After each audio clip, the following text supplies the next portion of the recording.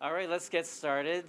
Thank you all for coming. I know it's a different time from what we usually have for our seminar speakers, but we were very fortunate to have Peter Tippett here with us today, so we wanted to work around his schedule to be able to get him here. Today he's going to be talking about bringing where is the science in computer science. Peter is an alumnus of this university, an MD, PhD.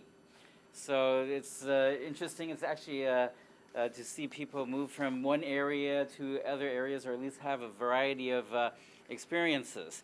He is the Chief Technology Officer of Cybertrust and Chief Scientist for ICSA Labs. I think what perhaps all of you are a bit curious about, he was also the creator of the first antivirus program, which got sold to Symantec and became Norton Antivirus. So he has had a very illustrious career with a lot of different experiences, which I hope he will be able to share some of with you. So rather than have me bore you guys with long spiels, we will help welcome Peter Tippett to our department. Thank you.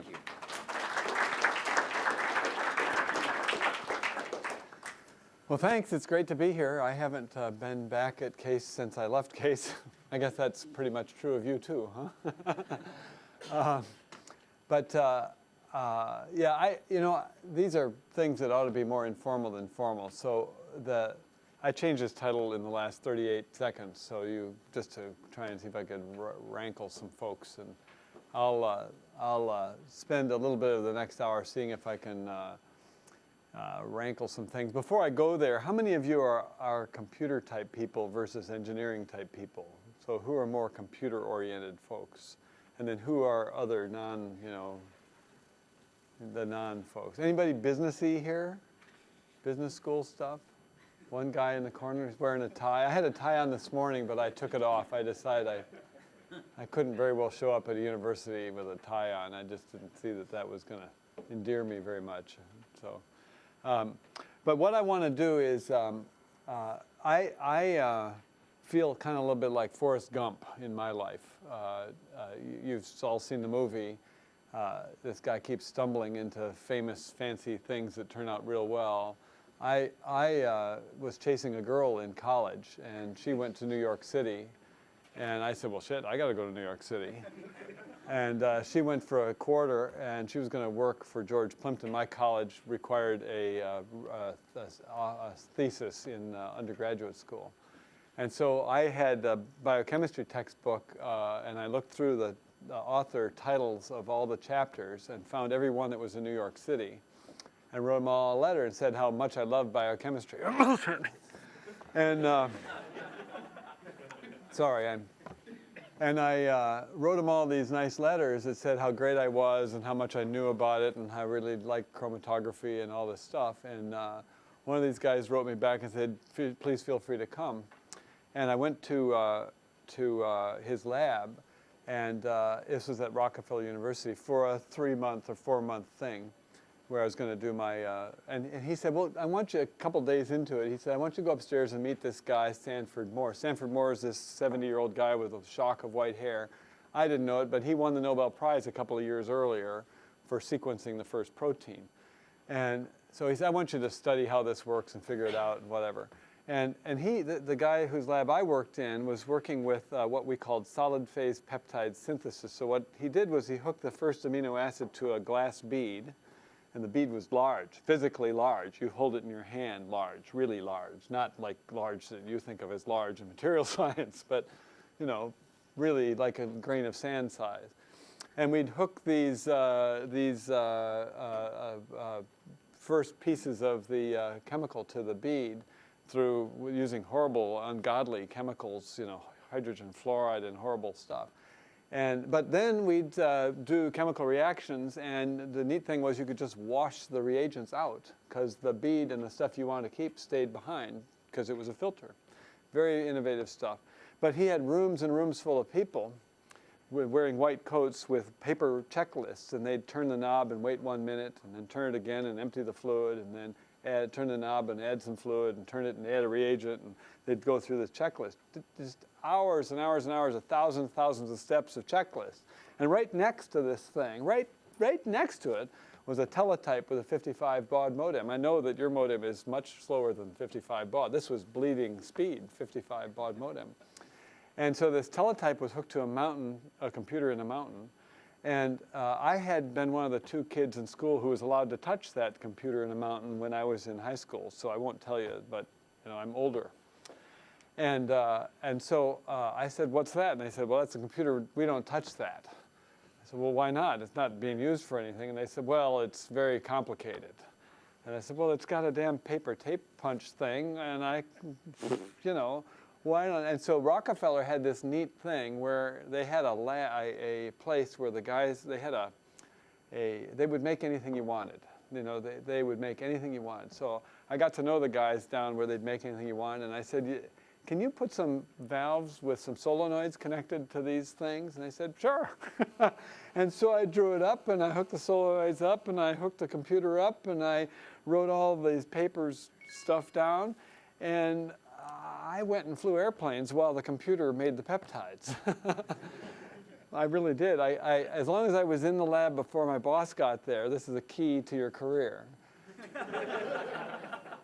Show up before the boss. And so, he came in around 11, so I'd get up at 6 and go out to New Jersey and teach flying and fly airplanes and stuff. And I'd get back in at 10:30 or 10:45, working away. I've been there all night, right? And I've got 3 more links added to my thing. And he's, and you got to stay later, right? Get in there earlier and stay later. That's the other key. And so, I'd stay later, and but mainly I got this thing to do it itself. And so he won the Nobel Prize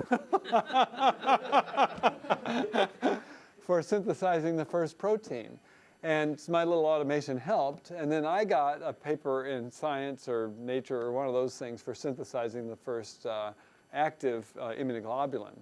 And I went back after my undergraduate school and worked there a little more because it was pretty fun. Hell, these were pretty cool people. And so I got a full boat scholarship here for an MD PhD because I thought it was kind of cool. And I got here and I got interested in selling this machine. Thought that was pretty cool. And at one point they tapped me on the shoulder and said, "Now, are you trying to be a scientist or are you trying to be a business person? Because you got a B, and Bs aren't allowed for MD PhD students, and so I think that's a bad thing." I said, "A B's bad? What's wrong with a B?" "Not among MD PhDs. No, that's the cream of the cream. We don't do that. Medical school is pass-fail. There isn't any A-B stuff, right? I'm passing, aren't I? Yeah, but no, you got to decide." So they took me out to the whipping shed and beat me up a little bit and said, "How should I do that?" And so I said, no, I'm going to be a great student. I'm going to focus on science. I really want to be a scientist. And I wrote a nice thing, and I discovered another pathway of regulation in glucose and glucose metabolism. Cut off thousands of rats' heads. I'm sure none of you are in biomedical type places, but thousands. The rat gods will never recover for me. If I get hooked up, whoops. See, they're already working on it. The rat gods know. And so I wound up, writing a thesis on that, and that wound up being a way that we also regulate our glucose. And another couple of papers in Science and Nature and things. And I didn't care a whole lot about papers, but academics do. But in order to do that, I had to figure out why the hell my experiment wasn't working, because every time I ran the damn thing, I got this bump in the curve of how the enzyme moved stuff from here to there. And so I decided to model it. And I said, well, it's supposed to look, here's the equations, it's supposed to look like this. And so I took the equation and drew the curve, the shape of the curve. We all know what the shape of the curve is supposed to look like based on the equation. The angle or slope or something might change, but the shape is pretty obvious. And so, and said, well, there's got to be another step in here, because that's how I'd get this bump if there was something else going on. And that shape of the curve, computer modeling, computer simulation was what caused us to find this other pathway in the regulation of glucose. And it turned out to be fat. Fat regulates about 15% of your glucose in mammals. Came from here. another entry into the same textbook that got me started on this thing in the first place. So one thing led to another, and I wound up, going to medical school here, same thing, and I got I had this I keep falling into these computer things. So there was a computer club here. It was Osborne, pre-PC. So I started the Osborne Computer Club in Cleveland, and had the biggest shareware library on the planet. I had the first CD player that we actually put on a bulletin board. This is before the internet, sorry. I had the first internet address at Case Western Reserve, tippett@alpha.cwu.edu. Alpha was obviously the first machine connected to the internet here. So it was pretty interesting stuff, but I actually didn't know much about computers. There was no computer science courses. There was nothing like that. There was a PDP-3 or something in the building down the way. And so I wound up stumbling into making the first antivirus, and then grew it and made a company and sold it and bought a jet airplane and all the stuff that you do. And when I got out of there, I left there. They wouldn't let me be the president of Symantec, so I decided I wanted to do something, start another company where I could do something useful. And I started a company that I'm in now called Cybertrust. And the goal of that company was to figure out the science part, what actually works in computer security, what makes sense. And so I'm going to spend a few minutes showing you how idiotic we all are in our world of computer security. I'll use that. And how a little modicum of science really goes a long way. And really, I'll try and paint that and tie it together with the title that I just made up a few seconds ago. So my company is Cybertrust. I could spend hours talking about how great it is, but you don't really actually give a darn, so I won't.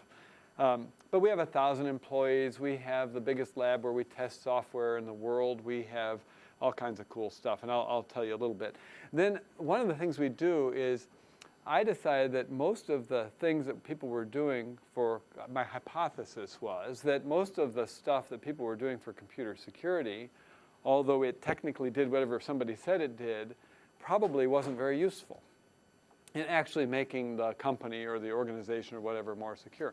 All kinds of people have more secure operating systems or more secure this or that, or segmenting memory from other memory, or doing all kinds of things, and they say we're doing this to be more secure. And I said, well, that's great, but exactly which problem are we solving with this, right? What's going to happen less? So I'm going to walk you through a little bit of a different kind of logic in computer security that's a little challenging for engineering type thinking, but is very much more organized around economic and sort of how epidemiology works. And so I think tying those things together is something that it interests me. Whether it interests you or not is sort of irrelevant. You're stuck here for an hour, right? So that's what I'm going to do. I'm going to start out with a little bit of data. That's the company. See how the arts of people make it cool. There you go.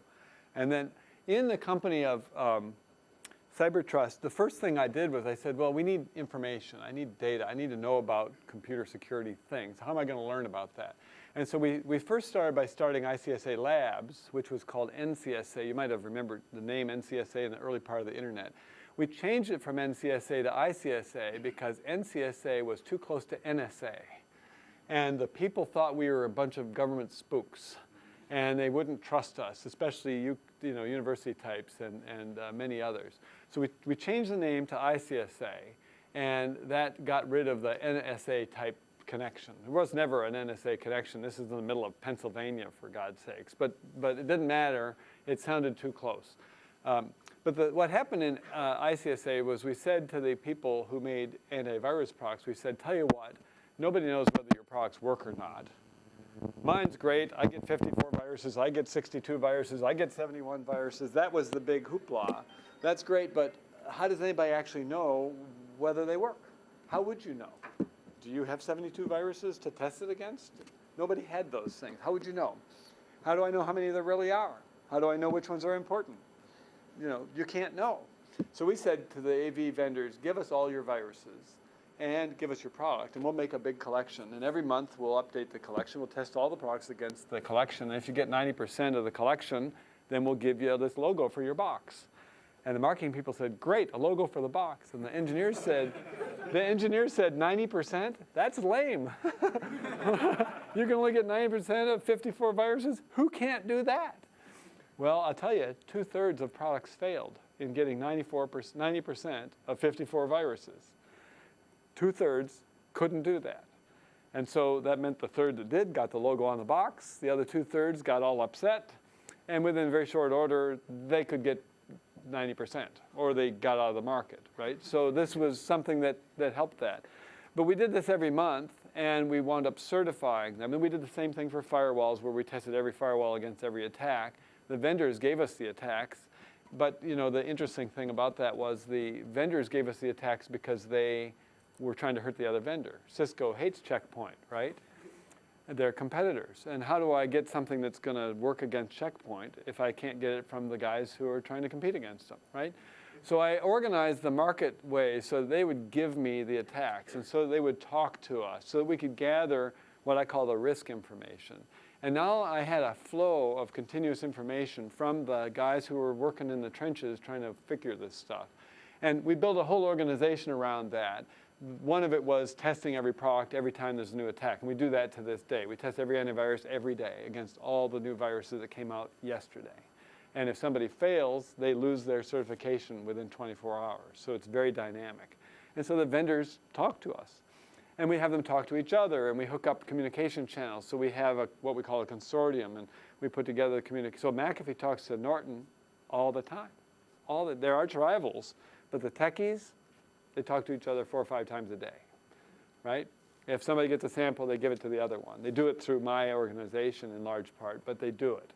Very, very high levels of cooperation, because nobody's big enough to collect all this stuff or to understand it all. If somebody else has already figured it out, they just tell the other person, and off we go. Everybody gets to help the other guy, because next week it's going to be me who figures it out first. And in the back end, there's a lot of cooperation there. But that cooperation gets fostered partly through ICSA. And if I do that, I get privy to all the traffic, and I can watch what's going on. We also infiltrate the underground. Do I have that up here? Let me put that up. You'll like this. I have a mouse. I could use it. We have a group of people who, for 12 years now, have infiltrated the bad guy networks. I'll screw up the, he lied about which switch it was. This is a database of bad guys. And this one has about 11 or 12,000 people in it. And these are people who claim to have hacked some site to some other person, right? So when we started this, it was bulletin boards, and then it moved to Usenet, and now it's mostly IRC. But it's somebody who gets together in some channel, if you think of an IRC channel, and talks to their friends. They're booting people out. They've got a group, right?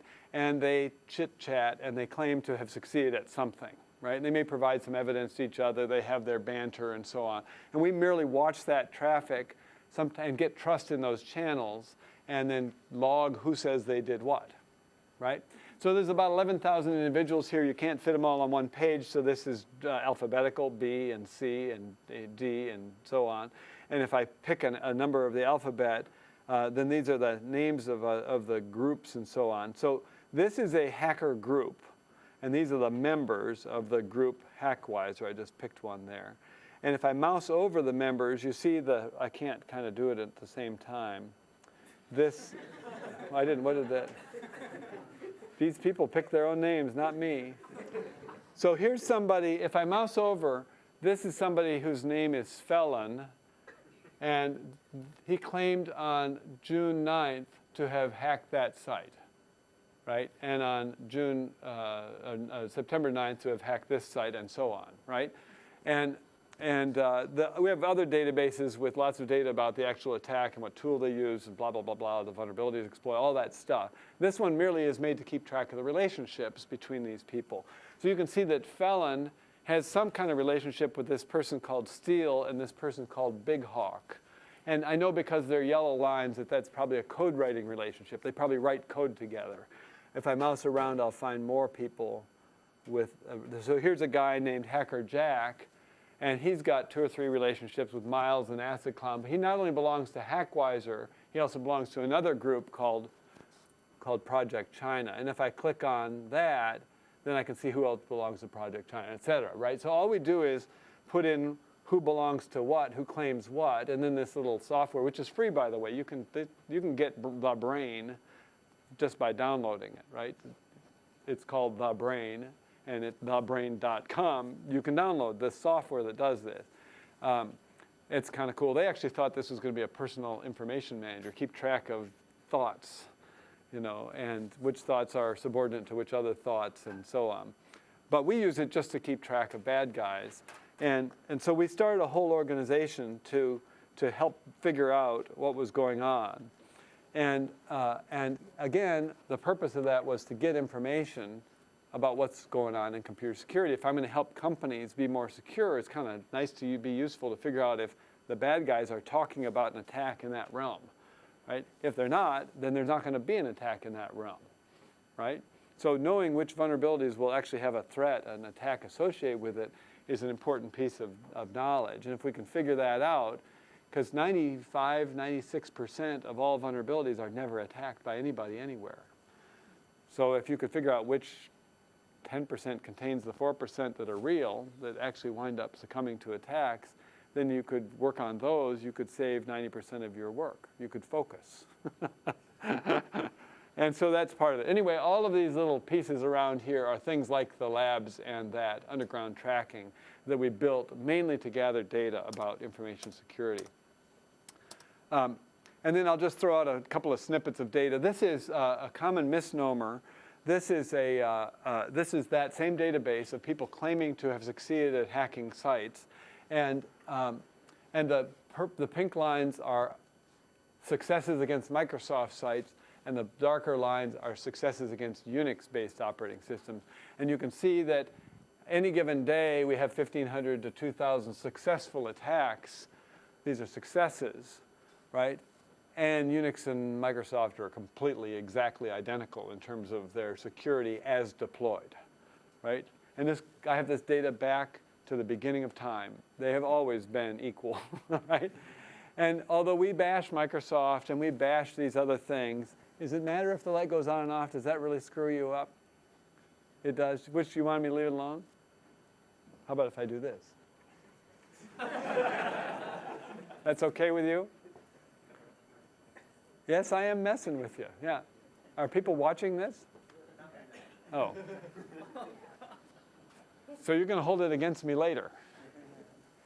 Anyway, this is the only reason I put this here is to help. This is normalized for that. Yeah, yeah, yeah. So this is the likelihood of success for that. And it turns out they're about equal. In Unix systems, there's more websites per server than in the Microsoft world. And so you kind of have to decide what you mean by attack. If you attack the application layer, if you attack the operating system layer. But in the end, there's lots of ways of looking at it. Almost every way you look at it, they come out about equal. Yeah, good question, though. This is what we call an index, which is a bunch of different indicators. The dark line relates to attacks against the infrastructure components, the routers and bridges and gateways and operating system layer. And the pink line relates to application layer, like PHP and things like that. And this is only here to show there was sort of a crossover a year or so ago. There's more attacks against PHP and application level things than there are against OS level things and infrastructure level things lately. And there's lots of other evidence for that. The tools that do the attacking are 2 to 1 lately against the application layer, or up the stack a bit than from before. This is, we collect every piece of code that's ever called malcode, and it's given to us by lots of people. So this is just a count of samples in each of our month libraries of code that we call a bot. And so you can see the new bot code added per month to our bot libraries. And you can see that as of middle of 2004, not so long ago, there were no bots. And so this phenomena is pretty new, relatively. And I think of it as the whole web server revolution. I think that the bad guys have created the equivalent of HTTP and Apache. And they have got and that's what bots basically are. And what we've got is an ability to share the components of creating attack tools, right? And it's easy to assemble them, it's easy to change what they do, it's easy to manage them, it's easy to covertly manage them, it's easy to obfuscate them. All the things you need if you're going to be an attacker managing 1,000 machines doing the attacking and not getting caught yourself are built into the core components of these things. And there were 3 or 4 different families, and they were kind of competing, but in the end, everybody switched components, and they're using them. And so it's become very standardized. And so now one bot is not much different than another in terms of the tools that it can assemble to create the code. But they do, as they reassemble them, wind up looking enough different that they get by scanners and so on. We do all kinds of studies and surveys, and one of the things that surprises people is that a lot of the things that we do for information security is hogwash. It just doesn't work. It's irrelevant. And this is I'm going to explain a little study we did. We do a study like this, some kind of a study every month or so. But what we did with this study was we have a very good reputation among thousands and thousands of companies. ICSA Labs is pretty well trusted. And so we can ask the IT people what's going on, and they're about 70% likely to tell us. And so that's pretty good. Usually people have trouble getting that kind of information. But we've got so many ways to get at these people that we've got some pretty good comfort and long standing history of doing this kind of work. So in this study, what we did was we went to about 500 randomly chosen organizations. They had to have more than 500 computers. But other than that, they were random. And we asked them, if they put we took 30 countermeasures like antivirus or firewalls or certain configurations or whatever, each of them as a countermeasure. And we asked them on a scale of 6 is perfection. 6 is the best anybody on the planet could ever implement this countermeasure. Imagine the best possible thing. That's a 6. 0 is I don't do it at all. Tell me where you are on that scale for your company. And we asked them that at senior levels and techie levels, 2 or 3 different levels in each company, the same set of questions. And we got them to tell us where they thought they were in terms of a perfect implementation of routers or firewalls or bridges or configuration or IPSs or all the kinds of things that we might use for computer security, and against the perfection scale. And then we said, in a separate study but the same organizations, what is your loss experience? How many times have you had this kind of virus or backdoors or malcode or whatever? What kind of hacking attacks have you had? How about insider attacks and so on? And we combined, and I just got one. I could go on for this forever and ever, but I'll just show you one of the results. This is a measure of the statistical significance of the countermeasures that we asked them how well they implemented from a 0 to 6 scale, and the attacks, right, that they had or they didn't have. So the question was, which countermeasures have statistically good significance if you do better than average? Does this make sense? So let me give you, this particular slide has to do with viruses and malcode. So the question is, from the problem of malcode and viruses and backdoors and trojans, those things, which countermeasures, if you did better than an average job of implementing them, were statistically significant in reducing risk, in making it so you were less likely to have events in your company, because we have hundreds of companies, right?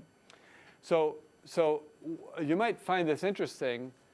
Updating your antivirus software daily versus weekly has no significance. This is insignificant to the right side of this line. This is a 0.05, right? You guys know this, students' t-tests and all that stuff, right? So this is, these things are the things that lack significance, and these things, the more you go that way, have more and more correlation with the problem. So updating your antivirus daily versus weekly, or hourly versus weekly, is not statistically significant, valuable at reducing the problem of viruses and malcode in a company, among 500 companies. Patching vulnerabilities is not significantly valuable, doing it better than average in companies. These both sound wrong, don't they? On the other hand, this is the most significantly useful thing you can do. What do you think it is? It's putting your router in default deny mode. Only 8% of companies, internet-facing routers, are in default deny mode. the techies always say, well, my firewall's in default deny mode. Why would I put my router in default deny mode? Well, the answer is because it reduces your risk by another 80%. That's why.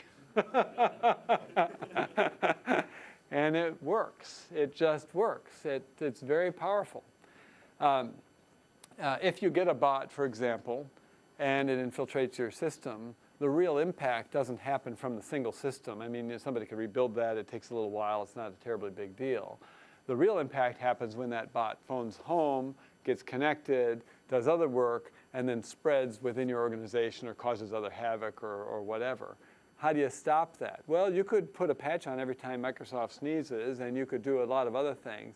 But one thing that's simpler is to make the router not allow outbound traffic on anything except that thing that machine has ever done before, like port 80, right? Well, but bots could work on port 80. They could, but most of them don't, right? So I'm not talking about perfection here. I'm just talking about statistical significance. If you put the router in default deny mode, the total work involved is taking the log and making it into the permit rule. This is 15 minutes of work, right? So and if you do that, then all traffic that was otherwise, all traffic and all ports going to all machines that didn't happen last month isn't going to happen next month, right? It just drops. And so this stuff, now this isn't something you might do at a university where there's so much experimentation, a lot of change, but it works great among universities, right? What's the second best thing? Lightweight system hardening. Lightweight hardening. This means what you can do in an hour to a PC or a server, not what you can do in a week or two. Right? We've got hundreds of books, well, dozens of books on how to harden operating systems. They're fine books. NIST has one, Microsoft has one, all kinds of books on how to harden these things. Get rid of all the services that we're not using. Get rid of every configuration down to the minimalist configuration. Does that work to reduce risk to those servers? Absolutely. But it takes a week or two. Companies have 10,000 or 100,000 or a million computers. They don't have 10,000 times 2 weeks, right? But what if you could take less than an hour's worth of work and automate it and deploy it across all the machines? That's what we mean by lightweight hardening. Little dumb things like renaming CommandCom or cmd.exe. Doesn't screw up Windows in any meaningful way, but it screws up any attack that needs a script that is a command shell, right? Well, is that all of them? No, it's some of them, right? Well, what if you don't have a TFTP server available named tftp.com in the path? It's there by default. What if you just take it out of the path? Well, then 3 of the last 10 biggest things that happened in the last 5 years wouldn't work, right? Well, there's little lightweight things. So those are lightweight hardening. Turns out that the lightweight hardening is very useful. Email and gateway. Anyway, the point of all this is that some of the things that we think are incredibly useful, and you're not involved in a lot of this probably, but companies spend millions of dollars going from weekly to daily to hourly updates. Companies are spending millions of dollars per company trying to patch everything quicker because the vendors are out there saying, patch, patch, patch, patch, patch, patch, patch, patch, patch. And everybody says it's getting faster and faster. The time between the birth of a vulnerability and the attack against it is getting shorter and shorter, and therefore you need to move faster and faster, and that's what we got to do, and we're getting further and further behind, blah, blah, blah, blah, blah, and so we got to run. And you say, well, that might be useful, but does it actually work? And so this is just a study, an actual study, science. The hypothesis is that it ought to work. Does it? Turns out, no. Why it doesn't work, that's another hypothesis, another study, right? But this is what we don't do in computer science is we don't look at the community of our computers and do any science with the community, right? We're not doing any studies about how things work when they're deployed to speak of, right? There's not a lot of that going on. This is another index that shows, we've got about 2,000 factors we put together. This shows how risk has changed each month for the last 4, 5, 6, 6.5 years. This is a malcode index. The problem of big viruses that come and last a day or so and wipe out and affect 30, 50, 60% of companies, those things don't happen anymore. Now we have malcode that changes every day that affects 0.25% of companies every day. And so we've wound up with the cost, the amount of energy and money companies are spending to having to recover from malcode or from hacking or from whatever. That hasn't gone back down compared to 2000. But it's not, we're not getting this great peaks anymore either. Hacking attacks, these are electronic, are continuing to rise. Insider abuse is continuing to rise. Now, I'm going to put this down in context. If I were, you guys are all engineer types, and engineers are here to solve problems. I mean, that's the fame of engineering, right? Problem solvers, right? So somebody says, I got a problem. You say, great, tell me your problem. I'll help you solve it. That's what we do, right? That's what we're good at. We think quickly, we figure it out, we look at it from our angles, and we help solve the problem. I got a problem. I got a computer security problem. I want to make the place more secure. Great. Give me $1,000. Give me $100,000. I'll go make it better. So the boss gave you $100,000. And then what happened? It got worse. So you say, what happened? Year went by. What happened? Well, I guess I need a little more money. All right, give me another $100,000. Make it $200,000 this year. So then the budget went up. We spent more on firewalls and antivirus and hardware and software and services. And what happened? It got worse. So we call this, I don't know, something feedback. It's not supposed to be right. I mean, things break and fall apart. If it happens on an airplane, everybody dies, right? And so we don't like this stuff. We want feedback where we correct towards the mean. We don't want feedback that takes us and rips everything apart. You got this problem? Yeah. So that's what we've got. We've got the problem gets worse, worse, worse, right? And we spend more money, and then what happens? It gets worse. If I was an IT guy in a company and I said, geez, this network's pretty darn slow. It's only a megabit. What do we need? Well, give me $1 million. I'll make it better. Here's $1 million. 3 months later, what do you got? Half a megabit. I guess I need another $1 million. I like this. Most of us wouldn't keep our jobs, right? But in computer security, people keep their jobs. They say those bad guys are ahead of us.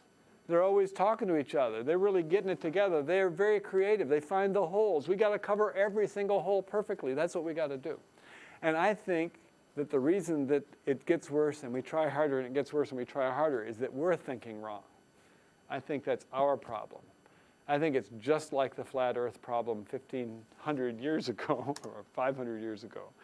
And so I'm going to lay it out as though it's a flat earth problem, right? Back then, people didn't have an argument about whether the earth was flat or not. We talk about it now in retrospect, but they didn't have an argument. It was flat.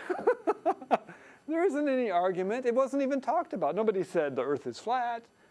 But all the assumptions of all the navigation, everything else was assumed that it was flat. And if all you're trying to do is go from one side of a town in France to another side of a town in France, the difference between flat and round modeling was irrelevant, right? As soon as you start with a boat, you wind up in the wrong country, or you get in an airplane, you wind up dead. You wind up in a spaceship. I mean, it's a big deal. It's not flat, right? And so I think that we are focused on, and so there are 3 or 4 concepts that we focus on in information security that are earth is flat type thinking concepts. First of all, we concentrate way too much on vulnerability. Vulnerability is important, but it dominates all of our discussion about things. It's just silly. Microsoft comes out with the new patches, and there's 12 new vulnerabilities, and people got 0 days, and blah, blah, blah, blah, blah, and oh my God, and people light their hair on fire, and everybody runs around and fix these vulnerabilities. Got to fix the vulnerability. There's 2 ways to talk about vulnerability. I actually had employees, I hated the notion so much several years ago that I made my employees not use the word. Get by with your life without using the word vulnerability, and you will probably make better decisions, was the theory. I made them put $1 in a fish bowl every time each of them caught each other using the word vulnerability. Not wrong. It's just that it steers you wrong to focus on vulnerability. If what you're really trying to do is have less risk. You're trying to make it so that you suffer less from events that happen to you and the rest of the world. That's what you want, right? Having less vulnerabilities has something to do with that, but it's not exactly correlated like you might think. The other issue with vulnerability is really the second issue, and that is that we tend to think of vulnerabilities in the micro sense instead of the macro sense. And that is, we think of a piece of software has a vulnerability, or a computer or a program or an application has a vulnerability. I just described it. And so it's either there or it's not. It's a 0 or 1 thing.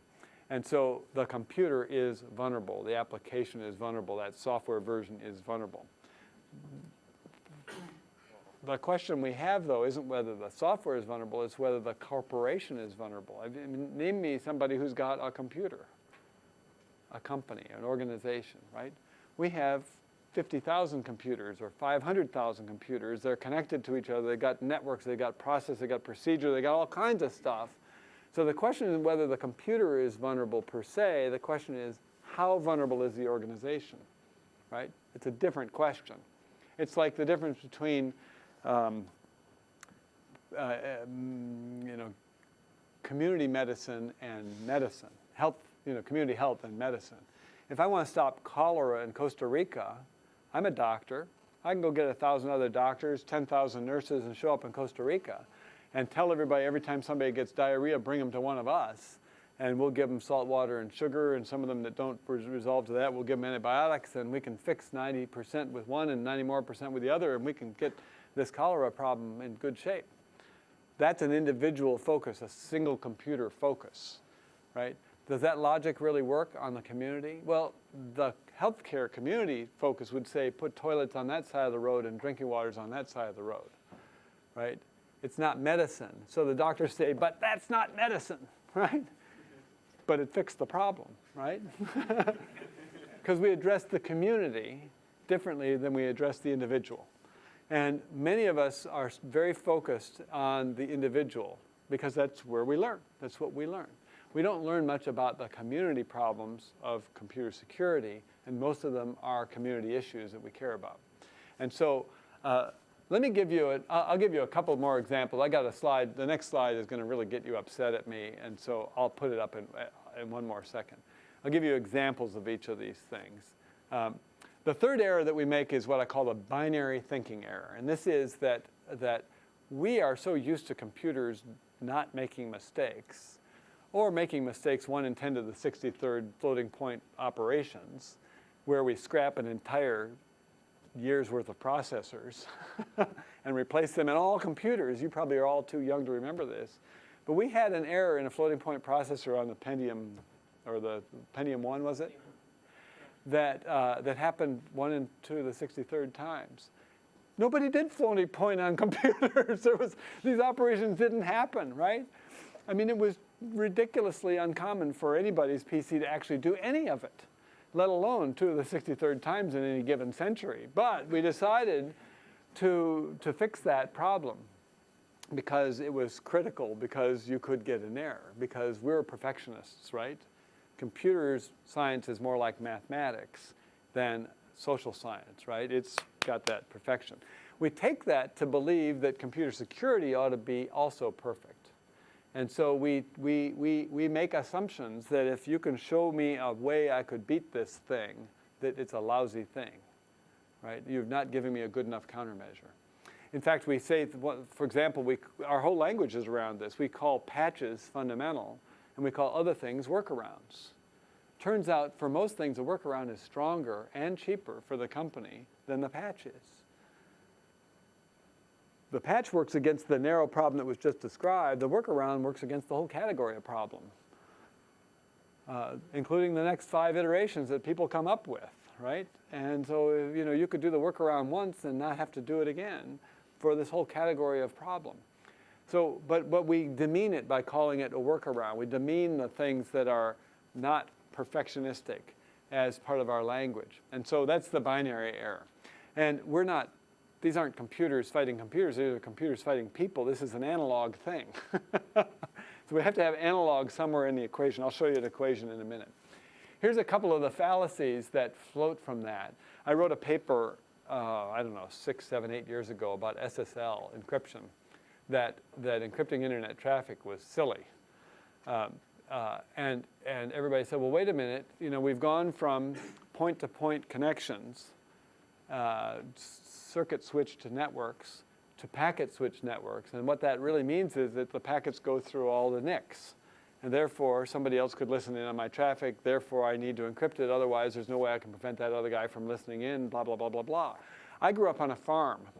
And my farm had 5 party line on my telephone. And my ring was long short, and the girl down the street was 2 years older than me, and she was long long. And when the phone rang long long, 2 long rings, I waited about 10 seconds and picked it up. Because she was a cute girl down the street, and I was hoping to listen in on whatever the hell it was she was saying. And people in my generation, especially people from the countryside, knew all about party lines. If everybody's sharing the same wire, people listen in.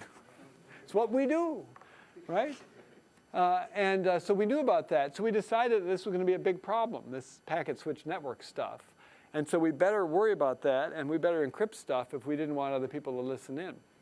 Well, I ask a question, which I'll ask many times in the next 10 minutes, which is, how often does that happen, right? Which I'll translate to, what is the threat rate? So if you're trying to solve a problem, it's useful to understand the scope of the problem, right? So one of the issues is, how often does that happen? Well, most of us say nobody knows, but there are indicators. So for example, there's a lot of credit cards move around the internet. How often is a credit card lost or fraudulently used by sniffing? Simple question. We went out 12 years ago and asked Visa, MasterCard, American Express, Discover, FBI, Scotland Yard, and so on. And we asked them every quarter for every case they had of every credit card that's ever been fraudulently gotten and abused by sniffing. Nobody has ever heard of a single case. It's never happened. So we take a problem that doesn't exist and we make it better with encryption. Pretty cool, huh? And then you ask, is the network getting more or less vulnerable to this problem of sniffing? And the answer is, let's see, the traffic volume doubles every year. It's more and more on fiber that's all inherently difficult to sniff. It's more and more fragmented. It's more and more high speed. It's more and more volume. It's more and more controlled ISPs and resources. It's more and more difficult to sniff. So the vulnerability goes down from where it was 0. The problem's getting harder and harder to succeed at. The FBI went to MCI. I used to run a consortium. This is 5 years ago. And the FBI said to the telco vendors that they wanted to have the ability to listen in now that voice traffic was going through packet switch networks. And they said, I want to be able to listen in. And the MCIs and AT&Ts and all of us were in the room, kind of looked at these FBI guys, said, well, feel free. You know, it'll cost you. And they said, well, no, we want you to put a port on these places so we can plug in and listen in. And people looked at him and said, well, I'm not sure you get how this works, right? I mean, a port isn't exactly how that works. You can't just stick an an RCA jack in there and listen, right? It's got a, and they said, well, we want you to do it. And the guy said, well, I'm not sure you understand how much stuff is going through that pipe. It's pretty fast. They said, well, you know, we understand. I said, well, this one here, for example, that's an OC192. Do you know how fast that is? We here at MCI have no way to listen in ourselves. It's not possible to sniff that line. We don't have fast enough equipment or big enough arrays to do that. We own the network. We can't do that. Well, we want you to give us a jack so that we can do it. Okay, you just go right ahead. So we have these issues. So it's getting harder. So I wrote a paper that said we should have used SSL to authenticate the users. It was very good at that. But instead, we used it to encrypt the traffic, for which we were solving a problem that didn't exist. The problem that did exist was who the hell's on the other end of the connection. We still haven't bothered to use SSL for that or anything else to speak of. Longer passwords is a classic single computer fallacy. That is, if you have a computer and it has a password, and it's a 5-character Chromium password, and you take it and make it a more complicated password, your computer will be stronger against hacking and cracking the password. True? True. What happens if you have 10,000 computers? Let me tell you, first you've got to ask what I call the risk question. Which problem are we actually trying to solve here? Right? What attack goes through which pathway to get to what thing to cause what bad outcome? That's a threat scenario. So describe the problem. Your first encounter with every manager you ever talk to in your entire life from here on should always be, which problem are we trying to solve? Right? That is the first question you need to learn. in almost every encounter you have. It'll be the rest of your life where idiots come along and say, why don't we just make it green? And you need to say, excuse me, which problem are we solving here? Right? It is the biggest error that those around us make, and you guys need to be the people that set it straight. It's very common for you to get sucked in and not ask that question. And when you don't, you will be sucked into failure again and again and again and again. You've got to ask that question. What, in fact, are we trying to accomplish? Which problem? How does it work? Right? Once you tell me how it works, I can figure out how to make it better. That's what engineers do, right? Anyway, you got to ask that question. So the attack that we worry about for passwords that get longer is an attack called the dictionary attack, which is it's called cracking in general. So the basic, and there's a million attacks, but they all resolve to this one thing, which is somebody gets the password file and you run a tool against it that has pre-computed all the hashes, all the crypto result of all the possible passwords that somebody might have tried. And it already knows all the dogs' names and all the sport team names and all the, all the things that people tend to use are already in the dictionary.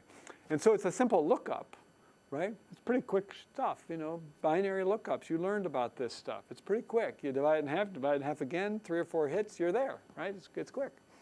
So a cracking algorithm has been evolved very nicely. So the question is, suppose you have 5-character passwords, and you run, and somebody gets the password file. It's got 10,000 users in it, user ID password pairs, of which their password part's encrypted. And you run a tool against it. What happens? Well, in 15 minutes, you get 5,000 cracked, just like that. So you could get into the organization any one of 5,000 user ID passwords, so you're in, right? That's why, Dr. Tippett, we need to have stronger passwords. See? Told you. How much stronger are 8-character passwords? Well, let's see.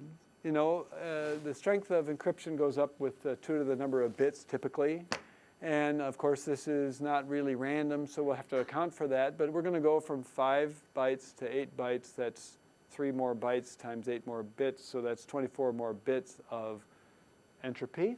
And people aren't really very entropic. And so let's cut it. Maybe we get 10 or 12 bits of increase, 2 to the 10th. It's better, right?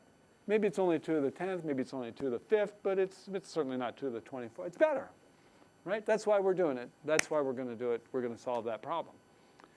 So I say, let's just do a little experiment. Do you have a password file that's got 8-character passwords, 3 different data types that you've enforced with precision? Yep, we got that. Great, let's run crack against it. What happens?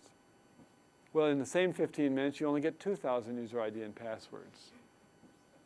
So you only have 2,000 ways to break into the company instead of 5,000 ways. In the community, it's different. And you have to really force yourself to say, how does what I'm suggesting, how do what I'm thinking about play out when I talk about 1,000 or 1,000,000 computers, when I talk about a network full of computers? They behave differently. Just like humans behave differently, just like other things behave differently. Encrypting databases, these star ones, I've got little papers on. If you want one, I'll give you. They're not scientific, they're magazine-type papers, but you're welcome to them. Encrypting databases doesn't do squat, but right now there are just huge numbers of efforts in laws and all kinds of people to encrypt the credit card numbers in databases that Visa runs on our behalf or that other people do. And you say, well, why would that help? They say, well, because encryption is fundamental, and if the bad guy gets it, I want it to be encrypted. You say, well, how do bad guys get things? Tell me how this works. Which problem are we trying to solve? If you just ask that really honestly, the only thing, if you take only one thing home, is ask the what problem are we trying to solve question. Describe it for me, right? Because tell me how the attack works. Tell me what problem it is. If you take this encryption thing, basically people have taken a leap. Encryption is fundamental, it works really well. And all kinds of people are stealing credit cards to, why don't we encrypt those credit cards where they're stored in the big databases? It's fundamental, it's happening, let's put it together. It'll probably work, right? So you say, well, let me just ask a couple of questions. I know it's kind of idiotic here, but don't people need to get it unencrypted data? Like the users? Well, yeah. So how does that work? Well, when they log into the web server, then the web server passes a request to the database server and says, give me the unencrypted data. And so the database server gives unencrypted data so that you can see your bank account balance, right? That's what you want to know, right? So don't other people need to get unencrypted data, like to send to your mainframe or to send to other computers or to back up or to do reports or tallies or counts or things?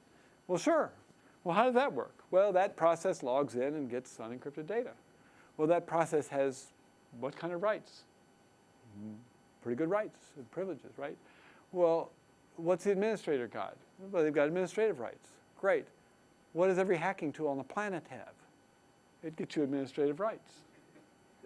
So if I run a hacking tool, just a generic one from 3 years ago, and I get administrative rights on the machine, then the machine will give me unencrypted data. That's how it's designed. So do I solve the problem against hacking? Not at all. It's not like it fails sometimes. We tried the 50 most common hacking tools that ever succeeded in companies over the last 5 years against 3 different types of encrypted databases, encrypted fields, encrypted drives of both Oracle and Microsoft. And none of it had squat. They all worked perfectly, unaltered. Nobody needs to know anything about encryption. They just need to know they get root privileges.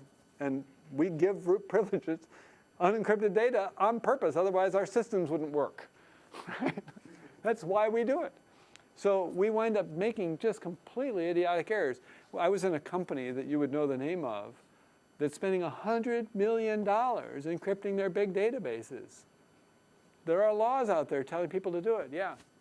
But that way you are giving small number of visa numbers as opposed to giving everybody the whole database of visa numbers. You're giving the administrator all numbers. You're giving the other process that needs to tally how many people have more than $100,000 balance all the numbers, right? In order for all this stuff to work, you've got to give unencrypted data to the machines that do the work, right? And if you root one of those machines, then you are that machine. Then the machine trusts you and gives you that information by definition, right? If you could send that encryption all the way through to the guy at the other end, that's a whole different question, but we gave up on that. That would have worked. What I meant was that you can control the queries, right? You don't give everybody everything, but you give them small numbers. It gets really hard. If you start digging into it, you will find that it gets really hard to encrypt things and get work done at the level of big databases. It's really, really hard. And when you start to look at how complex these things really are and how many different requests are made of them and how that works, you find that in real world, there are dozens of different things that need to get at all that data in almost all real databases that have almost any real importance. And therefore, all of those things need to have serious rights and privileges. Could you design schemes where encryption might be useful? Sure. But it's a lot easier to harden the thing and make it so that hackers can't get root privileges, right? It's a lot easier to do something else that has power. And so I'm not saying encryption is bad. I'm not saying it couldn't be used to solve this problem. It certainly could. I'm just saying that given the power, $100 million, how much am I going to actually get benefit out of that, right? Am I going to get $500 million of benefit? Then it would be worth it, right? But if I'm going to get $3,000 of benefit out of my $500 million investment, does that make sense? No. But we run down this sort of path constantly. This is endless. This is what we do. I'm not going to give you more examples unless you see one you want me to talk about. Do you see one up there that you care about? Will you elaborate on the security and obscurity one? Obscurity is security. All the security experts say there is no security in obscurity. But the fact is, obscurity is very good for security. I mean, what is your password? Do I know it? Does everybody in the room know it? No. Could they know it? It's simple obscurity, right? If I change my cmd.exe and name it cmmd.exe and don't tell you, I write it on a machine, but I don't tell anybody visiting electronically. Anybody locally can just see it's named cmmd. But you don't know that. So now you want to call a command shell. How are you going to do it? You're going to try everything? Right? All kinds of security is based on obscurity. Is it fundamental? No, but fundamental is the enemy of good enough.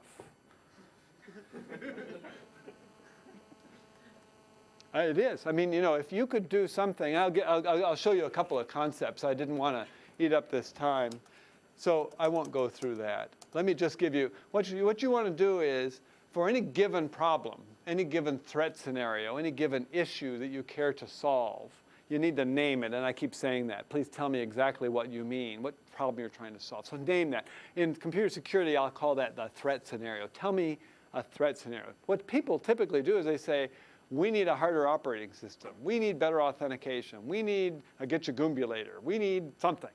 And then you say, great, how much will that cost? We skip the part about which problems are we trying to fix.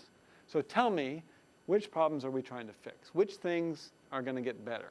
I'll call that the threat scenario. And people will say, oh, there's lots of things. Well, then I'll say, just pick one or two. Give me a couple of examples, right? Name a couple of threat scenarios. For each threat scenario, if you spend some money on whatever this thing is, you ought to be able to bring down the likelihood of success of that threat scenario, right? And again, most of us are thinking it either works or it doesn't, but I want to shift you to analog mode here, right? You do something, and it makes it better, right? The risk goes down. The likelihood of success goes down, right? We're talking about millions or hundreds of thousands or many, many computers here. So for any given computer, you can get binary benefit, but not when you get communities together. So we need to think about these terms. So the question is, how much do I spend to get how much benefit against any given threat scenario? So how good is it to tell users not to double-click on attachments? Everybody knows that doesn't work. The idiots will double-click anyway. That wasn't my question. The question is, how well does it work? Not, does it work perfectly? It clearly doesn't work perfectly, right? But how well does it work? I showed you a moment ago, I'll stick with this for a moment. I showed you a moment ago that if you go from weekly to daily or hourly updates of antivirus, you don't get a statistically significant benefit in terms of reducing risk. I can prove why that is with lots of modeling. There's lots of ways to explain that.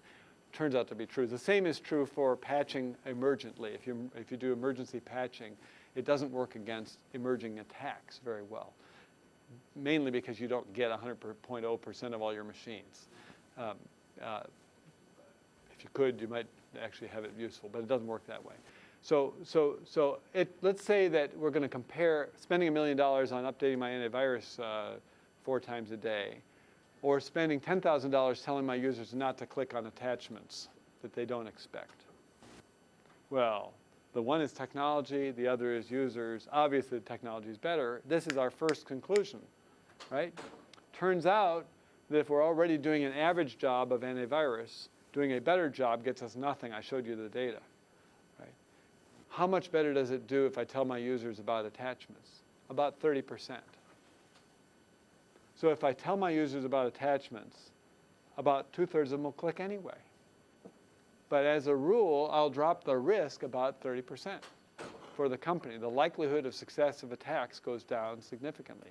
It's not perfect, but if I spend $10,000 and reduce the outcome, the bad outcome, by 30%, or I spend $1 million and I reduce it by 3%, which one's the better decision? Right? And so that's where you want to be. You want to take each threat scenario. So let me define risk, and I'll define it as business risk. And we use the word business risk to mean annualized loss expectancy. And so this is how many dollars will I spend because of the problems where I failed to a computer security event, right? This is economics 101. This is what you learn about if you go to an insurance company, right? This is the likelihood of dying in an automobile. What is the likelihood of dying in an automobile if you wear your seatbelt versus not? A seatbelt reduces the likelihood of dying by 50%. In our world, that means seatbelts are worthless. The only things that are worthwhile are perfect, right?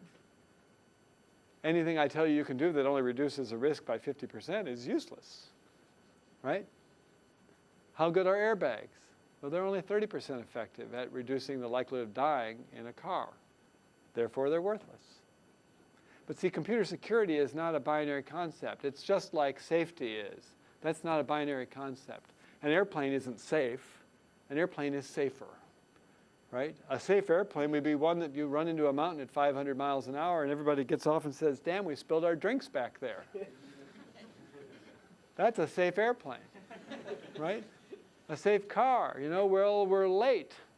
You know, we went off this cliff, we hit a granite wall a mile below. I'm really pissed off, we had to drive an extra 4 miles. That's a safe car. Are there safe cars?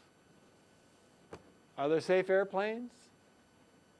Are there safe computing? Secure computing is not something that's binary. It's analog. And so you have to be in that mode. So I want to know how much, the only way I can do that is put it in terms that I can measure.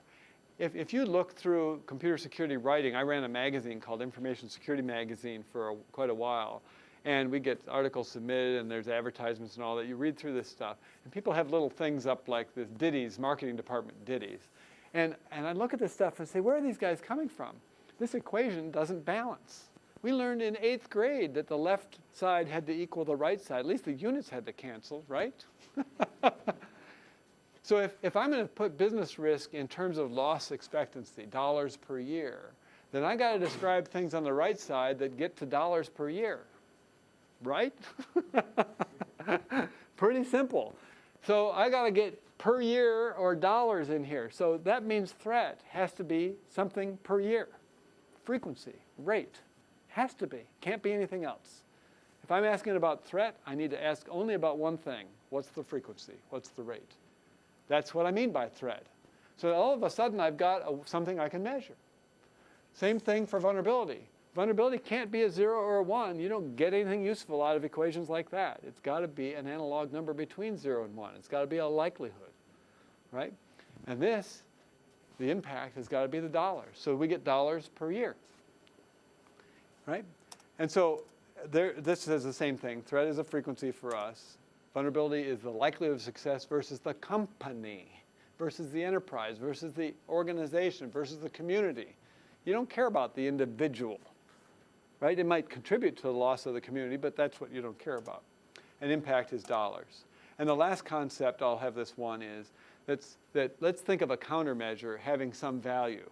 In the case of double-clicking on attachments for malcode, that's about 30%. But you know, we hear all this hoopla about the newest zero-day vulnerability in IE, right? This comes out 3 or 4 times this year. There's been many more than 3 or 4, but 3 or 4 really big ones. And everybody says, oh my God, it's going to be horrible. There's a zero-day vulnerability, and it's horrible, horrible, horrible. Quick, light your hair on fire. Let's run. In January, a German came out with a patch a week and a half ahead of Microsoft, and we were seriously considering deploying the darn thing, right? Untested, no, you know, because it fixed the vulnerability, and it's all going to be horrible. We have this wouldn't it be horrible if idea. If we can prove a wouldn't it be horrible if mentality, then that turns out to be something we should go solve. I call it WIBAHE, wouldn't it be horrible if. Right? So if you tell users to not click on porn sites, one rule, porn sites. It actually, if you add porn and wares, stealing, you know, software sites, those two combined are 99% of all malicious sites. Just 2. So if you educate users about porn sites and wares sites, then and tell them that clicking there, bad thing, by the way, you're logging it, you're monitoring it, you're going to show their bosses about what sites you browse, blah, blah, blah, blah, blah. Not very difficult to make such a policy and tell people about it. That's about 80% effective at getting people to stop doing that stuff, right?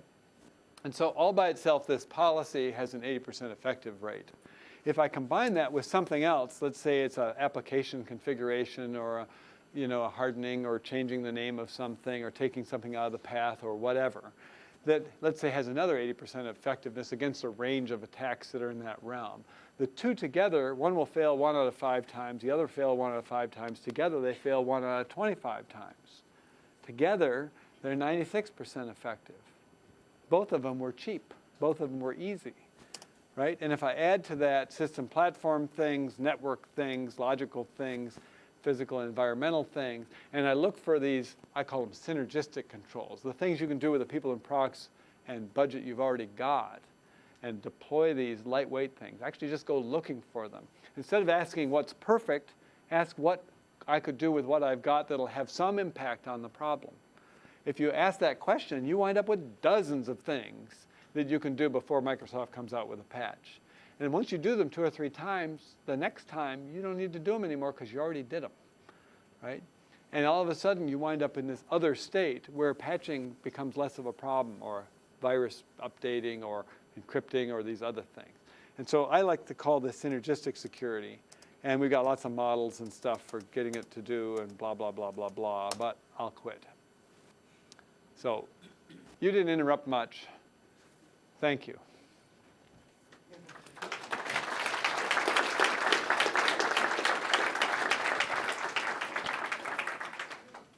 So maybe a couple of questions if out in the back. You mentioned before about making people aware of not clicking on like certain sites and not accepting certain like software that could enable viruses to be more likely to get into the computer. Do you or any sort of awareness that would make people more aware of, oh, I won't click on this site or else I'll get an STD form for my computer? Yep. Yeah, well, you know, some things, I don't see any reason not to have some advertising to teach people the generalities about. In general, porn sites are going to get you screwed up. I can tell you, for example, that P2P, very popular among college crowds, P2P is great for music and videos. If you download anything executable, you're screwed, right? Now, you probably know that because you've gotten there, right? But if you do the actual studies, it's 70 or 80% of executables on P2P sites are malicious. They may say they help you, they help you organize your library or do whatever it is they claim to do, but most of them are malicious. And so if all you know is P2P, be careful, music and video only, and forget about everything else, you're probably in pretty good shape, right? Little rules like that, widely deployed, will help everybody, right? But you got to know the answer. I mean, we have to do some science and figure out what the actual, which things actually are useful. Yeah. I used to wonder most of the time, because the hackers who hack OS level vulnerabilities, instead of trying to build patches after they have found the vulnerability, why don't we just give them those loopholes and then have the solution? You're thinking Microsoft actually knew about this in advance? I mean, why is it a better solution, or is it a... Let me see if I understand. You said, why don't we give the bad guys the vulnerabilities before they give them to us? Is that No, I mean, we put them there with the solution. Pardon me? Yeah. We put them there beforehand. And So they can find them. Because most of the vulnerabilities are not user-specific. Like, most of the things, the normal user is not concerned. I mean, there are just these people who keep on digging. So Yeah, so you're thinking about planting little, what do we call them? Yeah, little decoys that... because if you see website hacking. Let me take you back to a study you probably have heard something about. I don't know what you actually study in computer science. I apologize, but I honestly don't know. But I know that 25 years ago, IBM did a study of programming and programming errors. They were worried about errors in coding. It's probably in some chapter of some book you guys read that has to do with coding errors and how to reduce coding errors, how often coders make errors that are reasonable and all that. And IBM had a coding error rate when they started this thing of about 1 significant error per 100 lines of code. It was in that range.